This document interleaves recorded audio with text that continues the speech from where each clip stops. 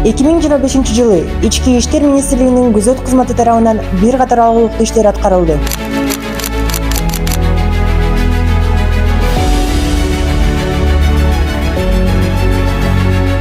Жыл ичинде күзөт кызматынын 2 административдик имараты толугу менен жаңыдан курулуп, пайдаланууга берилди.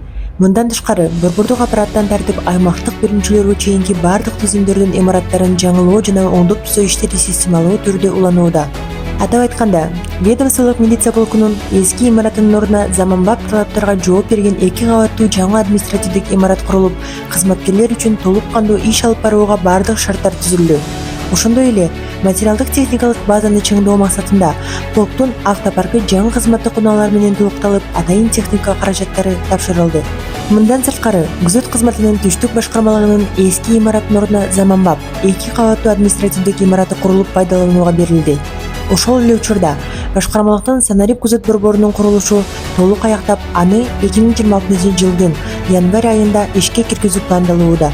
Ал эми Бишкек шаарынын 1-май райондук күзөт бөлүмүнүн эски имараттын ордуна жер төлөөсү менен заманбап 2 кабаттуу административдик имарат куруу иштери учурда активдүү жүрүп жатат.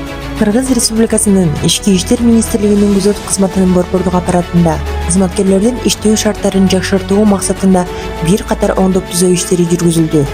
Бул иштер учурда аймактык бөлүмчөлөрдө да уланууда.